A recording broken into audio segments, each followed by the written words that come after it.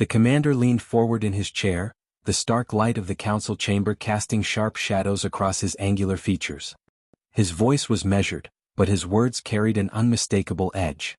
"You have no idea what you're dealing with," he said, his translator's metallic undertone rendering his tone even more ominous. "Humans aren't like other species. Their technology might seem primitive, their culture unsophisticated, but that's just the surface. Beneath it lies something far more dangerous, something we could never fully grasp." The room fell silent. Delegates exchanged uneasy glances, their usual murmurs replaced by a tense stillness. The veteran continued, his gaze sweeping the assembly as though daring them to interrupt. "I've fought in wars you can't imagine," he said. "I've seen empires rise and fall, entire species wiped out. Yet nothing prepared me for humans. They don't follow the rules. They don't think the way we do. They don't fight the way we do." A younger delegate, his scaled skin gleaming under the chamber lights, broke the silence. "With respect, Commander, you exaggerate. Humans are quaint. Industrious, yes, but not the threat you suggest." The veteran turned his gaze toward the delegate, his expression unreadable. "You think I'm exaggerating? Let me tell you about the siege of the Kavaran cluster. When our fleets moved in, we held every advantage. Superior numbers, advanced weaponry, complete control of the surrounding systems. We were confident, arrogant. And at first, everything went as planned. The humans retreated, abandoned their outposts, left entire planets undefended." He paused, his jaw tightening. The memories were something he physically had to push past. Then they stopped running. And when they stopped, everything changed. Another delegate, her crest of feathers twitching nervously, leaned forward. "Changed how?" "They fought like no one else," the veteran said, his voice lowering. "No grand strategies, no reliance on overwhelming firepower. They used what they had, repurposed mining equipment, jury-rigged weapons, even barely functional ships. And somehow they turned those crude tools into instruments of absolute havoc. Their tactics were unpredictable, chaotic. One moment they'd retreat, scattering like smoke. The next, they'd strike with a ferocity that left entire fleets in ruins." The tension in the room thickened. The veteran took a slow breath, his eyes narrowing. But it wasn't just their tactics. It was something deeper. They have this drive. A refusal to accept defeat, no matter how hopeless the situation. I saw their soldiers fight on after their commanders fell. I saw them keep going when their supplies ran out, when their ships were crippled, when logic said they should have surrendered. They don't stop. And that makes them unlike anything you've ever faced. A senior council member, her voice calm but skeptical, spoke up. "Commander, even if everything you say is true, what does that mean for us now? The humans have been quiet. They haven't expanded their borders or shown aggression since the ceasefire. Why should we concern ourselves with their past behavior?" The veteran's gaze shifted to her, his expression grim. "Because it's not about what they're doing now. It's about what they could do. The galaxy is fragile, filled with alliances that could shift at any moment. If we underestimate them, if we provoke them without understanding their capabilities, it could be the last mistake we ever make." Another delegate spoke, his tone dismissive. "You speak as though humans are mythical. They aren't invincible. They have weaknesses just like any other species." The veteran's eyes seemed to darken. "You think this is about invincibility? No one is invincible. But humans, they don't rely on being invincible. They adapt. They endure. And when you think you've cornered them, when you believe you've broken them, that's when they're at their most dangerous." The chamber fell silent again, the delegates visibly uncomfortable. The veteran's words hung in the air, heavy with the weight of experience. Finally, the council chair, an elder whose voice carried the authority of centuries, spoke. "Commander, your warnings are noted. But we must consider the present reality. The humans have shown no indication of reigniting hostilities. Without concrete evidence of a threat, we cannot act on what might happen." The veteran nodded slowly, though his expression remained guarded. "I hope you're right. I hope they never give you a reason to see what I've seen. But if they do, remember this conversation. Remember that you were warned." He rose and left the chamber, his footsteps echoing in the silence. The council members sat in uneasy stillness. Some dismissed his words as the exaggerations of a battle-scarred soldier. Others felt a cold knot of apprehension, wondering if perhaps, just perhaps, he was right. Outside the chamber, the veteran walked through the halls of the council building. His expression remained unreadable. The memories he carried weren't just stories, they were scars, etched into his being. He had seen what humans could do when pushed to the brink. He had faced an enemy that refused to break. And as he stepped into the light of the central atrium, one thought remained. If the galaxy ever underestimated humans again, it wouldn't just regret it, it might not survive to learn from the mistake. Outside the council chamber, the veteran stood for a moment, letting the tension of the session fade into the background. The polished floors reflected the soft glow of corridor lights, and the quiet murmur of distant conversations filled the space. Delegates moved in clusters, their robes brushing against the floor, but none approached him. His presence was both a reminder and a warning, one many of them would rather not confront directly. He turned toward the exit, the air growing cooler as he stepped into the wide, open atrium. The space was vast, its ceiling a lattice of crystalline panels that refracted light into shifting patterns on the walls. The architecture, though beautiful, was unfamiliar to him. So much had changed since his last visit to the council's seat of power. The galaxy's political heart no longer resembled the one he had known before the war. For a moment, he stood motionless, gazing up at the patterns. They reminded him of the Kuvaran cluster, how the debris fields had glittered under the light of distant stars after the final battle. Back then, the council had looked at those ruins and declared victory, convinced that humanity's fragmented fleet posed no further threat. But the veteran knew better. Even in defeat, the humans had planted seeds of resistance that would grow into a force no one could predict. As he descended the atrium steps, his thoughts turned to the warnings he had tried to convey in the chamber. The delegates didn't understand. They couldn't. They hadn't stood on the deck of a burning ship, watching human forces adapt and counter strategies that had been deemed foolproof. They hadn't seen how the humans turned desperation into a weapon, how their ingenuity and sheer stubbornness turned even scraps into instruments of war. He reached the base of the steps and crossed the atrium, heading for the plaza outside. The council's complex was a sprawling city unto itself, filled with towering spires, vast courtyards and bustling thoroughfares. But as he walked, the crowd seemed to part before him, the delegates and staff instinctively giving him a wide berth. It wasn't fear exactly. It was something deeper, an unease born of the knowledge that he carried scars and stories no one wanted to hear. When he reached the plaza, he paused. The central fountain was a massive structure, its cascading water illuminated by subtle lighting. It was a serene, beautiful sight, a stark contrast to the memories stirring in his mind. As he approached the fountain's edge, he noticed a younger officer waiting there, a junior member of the council's military advisory board. The officer snapped to attention at the veteran's approach, his polished uniform a stark reminder of how distant this world was from the battlefield. "Commander," the officer said, his voice steady but tinged with formality. "I was asked to escort you to your quarters.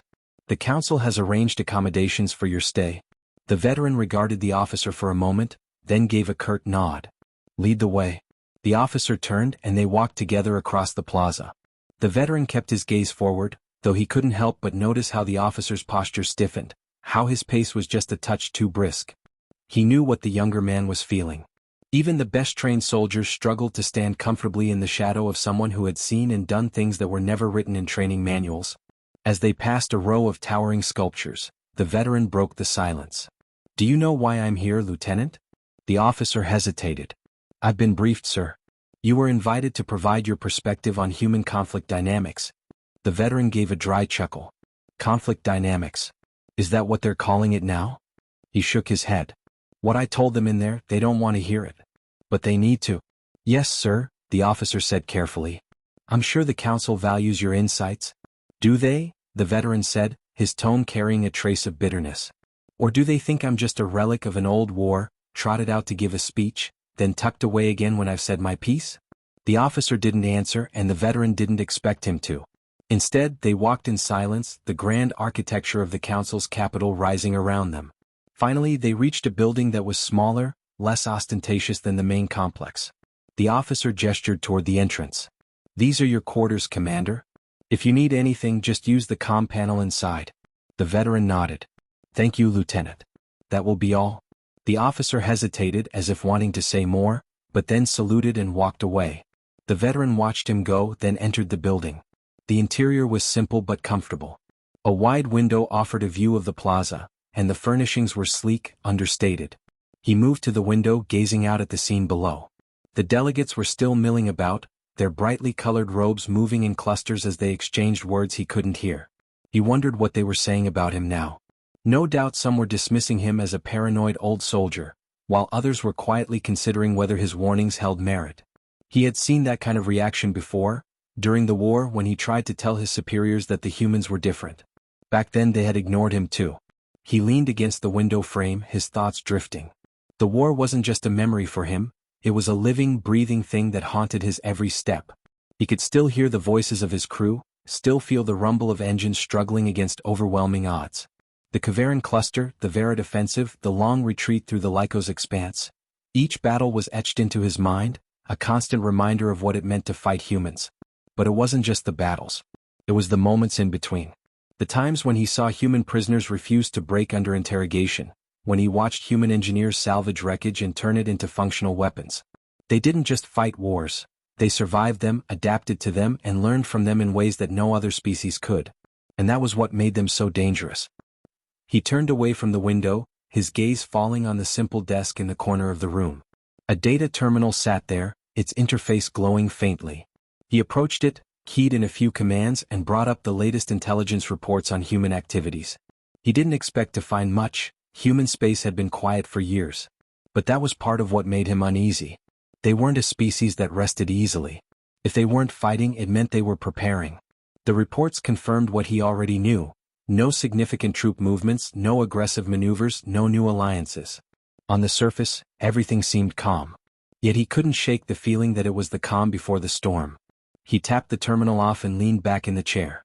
The council didn't want to believe that the humans were still a threat. They wanted to think the ceasefire had put an end to the danger. But the veteran had been in enough battles to know better. The humans hadn't stopped being dangerous, they had just stopped being obvious. As the room grew darker with the setting sun, he sat in silence, his mind turning over the same thought again and again. The galaxy didn't understand what it was dealing with. Humans weren't like other species. They didn't follow the rules. They didn't think the way the council thought. And if the galaxy ever forgot that, it would pay a price far greater than anyone could imagine. He rose from the chair, moved back to the window, and watched the lights of the plaza flicker on as night fell. The delegates below continued their discussions, their voices rising and falling like the murmur of a distant tide. They thought they had time. They thought they could afford to ignore his warnings. But the veteran knew better. In the depths of his mind, the echoes of the war still raged. And as he stood there, looking out at the peaceful plaza, he couldn't shake the sense that history was waiting to repeat itself. Night descended fully over the plaza, and the lights from the council's towers cast long, angular shadows. The veteran remained at the window for some time, watching the delegates filter out of the main hall in ones and twos.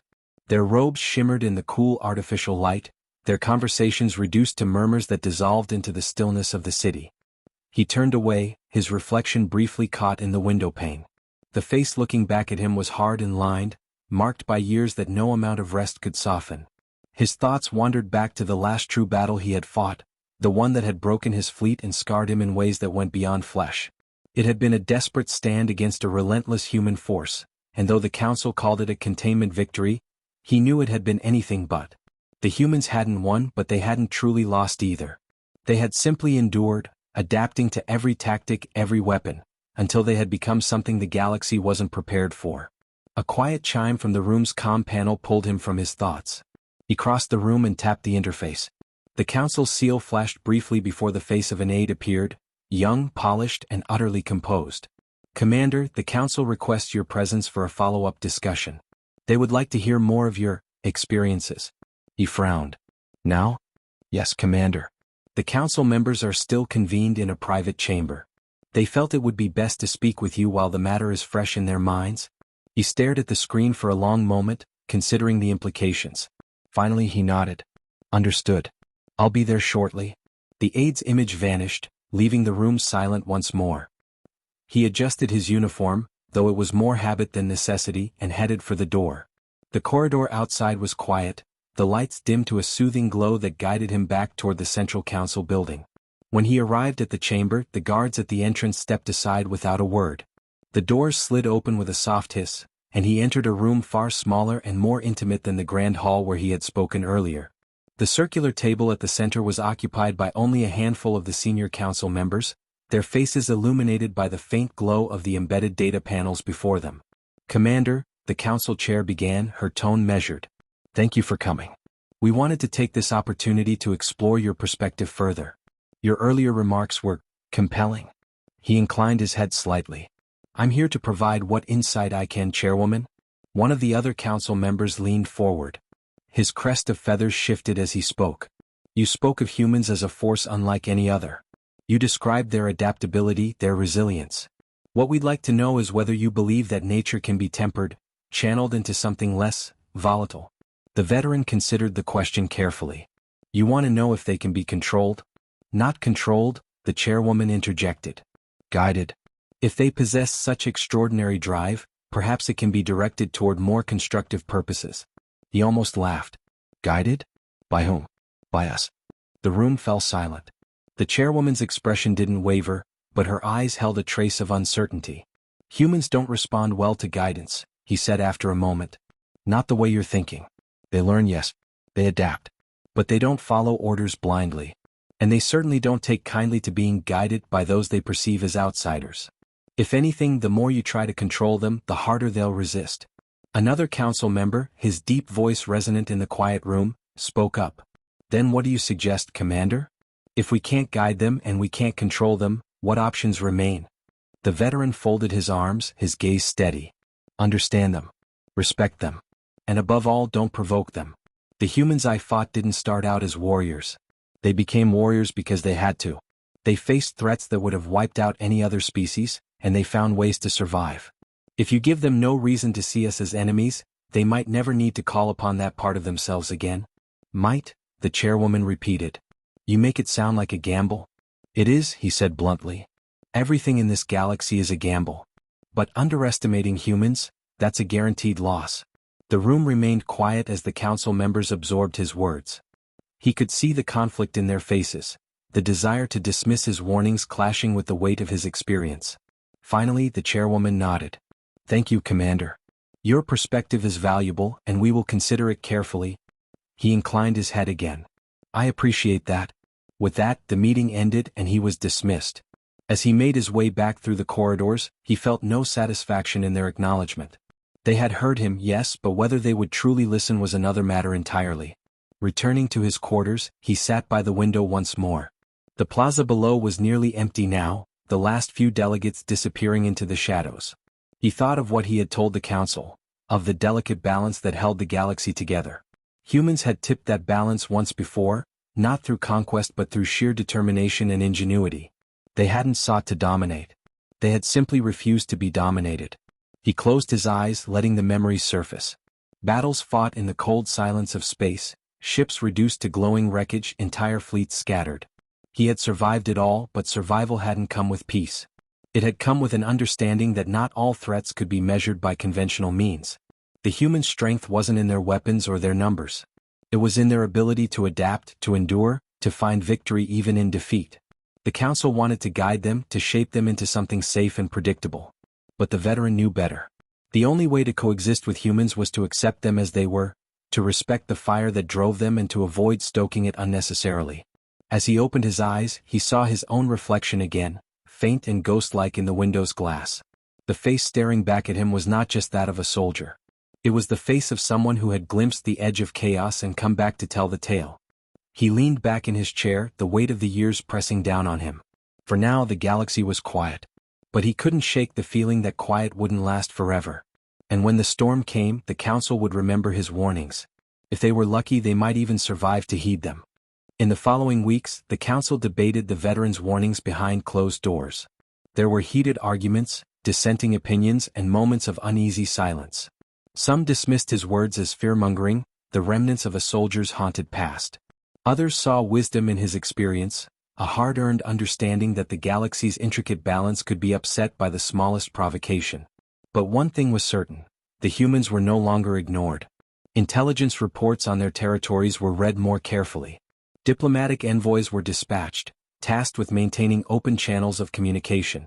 The council members who had once dismissed the veteran now found themselves remembering his words in moments of quiet reflection. The veteran, meanwhile, continued to stay in his modest quarters, though he ventured into the council complex less frequently. He spent his time reviewing historical records, studying reports on human developments, and reflecting on his years of service. Each document he read, each piece of intelligence he analyzed, reinforced his belief that the humans had changed the galaxy in ways no one fully understood. Then one quiet evening a message arrived. The council chair herself had requested his presence. He prepared without ceremony, donning his uniform and stepping into the corridor. The halls were dimly lit, the complex quiet in the late hour. By the time he reached the council chamber, the room was nearly empty. Only a few senior members remained, their expressions a mixture of fatigue and grim determination. "Commander," the chairwoman greeted him, her voice softer than it had been during their earlier meetings. "We've discussed your testimony at length. And we've reached a decision." He took his seat, folding his hands on the table. "What decision?" The chairwoman leaned forward, her expression serious. "We agree that humans cannot be treated as a minor factor in our strategic considerations. Their resilience, their adaptability, these traits cannot be underestimated. We need to develop a long-term approach to coexistence. One that respects their capabilities, yet ensures stability for the entire Council's territories." The veteran's gaze didn't waver. "You want to avoid provoking them, but you don't trust them. Is that it?" The chairwoman hesitated, then nodded. "We want to avoid conflict. But we cannot assume that their interests will always align with ours. If we're unprepared, we risk a repeat of the events you described." "And what do you propose?" he asked. "Closer monitoring, more deliberate diplomacy," she replied. "And a standing task force dedicated to understanding and anticipating human strategies. If they move, we'll know about it. If they change course, we'll adapt. The goal is not to control them, but to ensure we're never caught off guard again." The veteran considered her words carefully. It wasn't a perfect solution, no strategy ever was. But it was a start. "Humans don't react well to surveillance," he said finally. "They'll notice if you're watching too closely. And when they do, they'll respond in ways you won't expect. Which is why we need your guidance," the chairwoman said. "You've seen what they're capable of. You've fought them. Help us understand how to proceed without making the mistakes of the past." For the first time in years, the veteran allowed himself a faint smile. "You're finally listening." The chairwoman's lips quirked in a slight smile of her own. "It took us long enough." In the weeks that followed, the council established a dedicated human relations committee. They coordinated diplomatic efforts, sought to engage in cultural exchanges, and worked quietly behind the scenes to ensure that the fragile peace remained intact. The veteran's insights proved invaluable. He helped them understand not only human military tactics, but also the culture and mindset that drove them. Through his guidance, the council began to approach humanity not as a threat to be neutralized, but as a force to be respected. Slowly, the tense stalemate began to shift. Trade agreements were negotiated. Joint research initiatives were proposed. Trust came cautiously in small steps, but it began to grow. And the veteran, though still haunted by his memories, found solace in the fact that his warnings had not gone unheeded. He remained a quiet presence in the council's corridors, respected and sought after, but never entirely at ease. He knew that peace was fragile, that the galaxy's future would depend on vigilance and understanding. Yet, for the first time in decades, he felt something he hadn't thought possible: hope. And as the council worked toward a more stable coexistence, the veteran watched from the sidelines, his faith in humanity tempered by the hard lessons of the past, but no longer overshadowed by fear. He had warned them, and now they had listened. Whether it would be enough, only time would tell. But for now, it was a beginning.